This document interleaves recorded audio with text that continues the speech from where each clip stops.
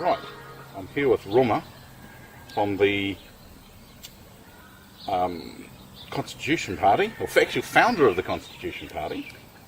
More correctly, the New Zealand Constitution. New Zealand Constitution Party, that's right, we should get that right. Now, what I was wondering was, because this will be something that a lot of people will be curious about, I think, is do we not actually have a constitution at the moment? And if not, why do we need one? You're asking me two questions. So Yes. The first one is, do we have a written constitution? No, we don't. Even though New Zealand is described as being a constitutional monarchy, that's actually a legal or a political fiction. Yeah. And I to think get around it, the politicians and the legalese people classify us as being a constitutional monarchy with an unwritten constitution. Oh, But okay. that's confusing to me. Yeah, because I think a lot of people just assume that we've probably got a constitution and don't realise this. Yes, and that assumption is false, Yeah. obviously. Yeah. To put it in context, almost every country in the world except 3 have a written constitution.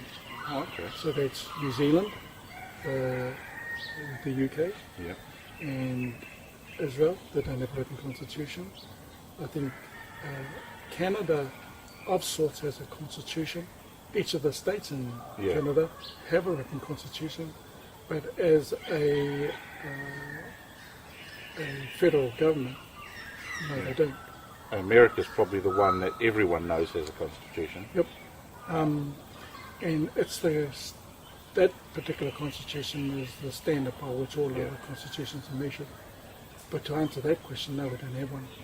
And that's a good example, the American one is a good example of the next question, which is why do we need one?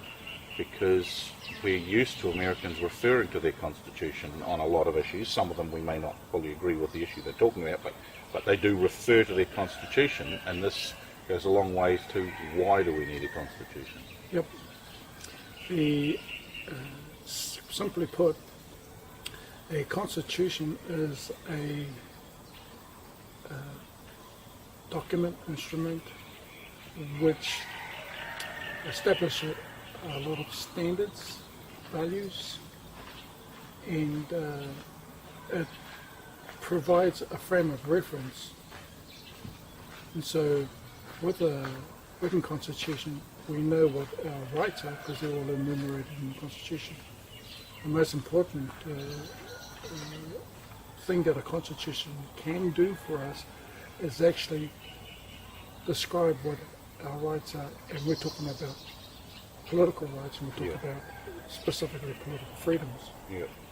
One of the things that the founding fathers of America sought to do was to make certain freedoms inalienable, cannot be derogated from, cannot be removed. They wanted to ensure that those rights were entrenched in their law, and one of those rights was political freedom. Yeah. Religious freedom. Religious freedom. To politize that value was important to them because these men were religious men. Yeah. And they recognized that if you wanted to have all other freedoms, you had to first establish and entrench that one. Yeah. The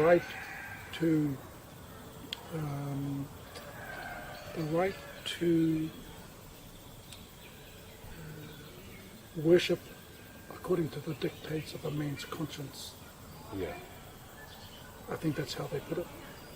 And it follows, therefore, if you entrench that right to worship as you may according to your conscience, then it follows that the next freedom that you ought to entrench, which they thought was very important, was the freedom of speech. Yeah. One is they are two separate freedoms or rights, correct? Yeah. but they're correlated. Yeah. You cannot have one or the other. And the one thing I've always found amusing with the whole concept of a constitution, the fact that we don't have one, and should have one, is the fact that any trust that is formed has to have a written constitution or trust document that's the root guidelines for a trust. And that's what you're judged against when it comes to, is your trust doing what they're supposed to do? Yes, one doesn't necessarily have to have a written document to establish that trust, but if you don't have it, how do you measure the degree of trust? Yeah. How do you measure the integrity of the relationship formed within that trust? You can't. No. There must be some way to prescribe it for, and that if a trust is important, there must be some way to refer to it and to identify the nature of it at some future point in time when there is a misunderstanding for those. Yeah, between or those when interested parties. when the people that formed the trust, or in this case formed the constitution, whatever it is, are no longer around. Correct. Because if you and I formed a group, a collective, and we had definite guidelines as to the direction we wanted that to go, that's fine while we're still around because we know the direction we're going. It's still not ideal, but if we put that on paper, then presuming that the collective that we start goes on beyond our death, Correct. right, or our participation, then others know what our intent was Correct. and can follow that. Correct. Memory is fickle, and especially after death. Yeah, yeah. People start arguing about what we said. Yeah, And that document will then be important to the executors yeah, and also important to the beneficiaries of it. yeah, And so, particularly if the beneficiaries are going to be passing down those rights to their successors, yeah, and you might have 3 or 4 or 5 different generations who are still alive thinking, oh, well, what are our benefits? What Yeah. we are entitled to. So that notion supports the notion that you need to have a written constitution. yeah. I understand that there was a statement made by one of our professors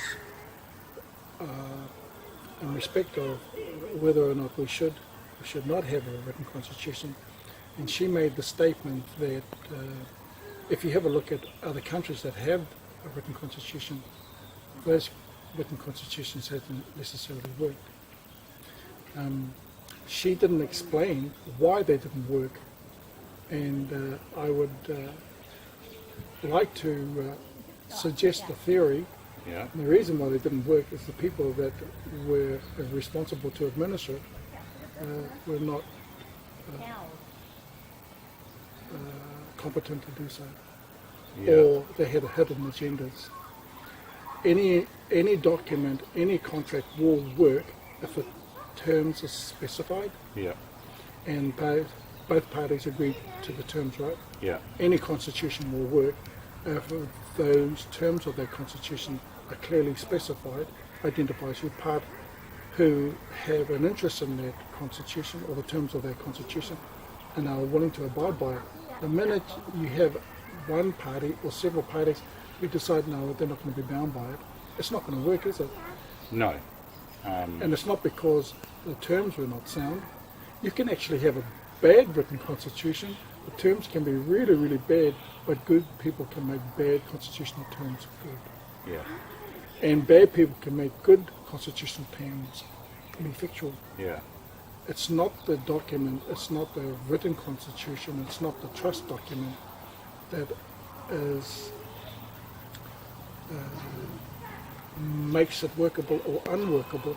It's the people that rely on it make it workable or yeah. unworkable. It's the determination of the people concerned to make sure it works. Yep. Yeah, And good people make good we're talking about constitution. Good people make good constitutions better. Yeah. Good people make bad constitutions good. Bad people make good constitutions bad. Yeah. So it's the it looks, people you look to. it looks like we're going to get rained out at the moment. But at least it gave us an yeah. opportunity to talk Yeah. about that one part. Right? Yeah, which I think is the most important part of what the party's about, because it's in the name. Correct. And I think that's important. So thanks very much for that. And we might see if we can pick another location and talk about another couple of Okay. issues. Sounds good. Thanks.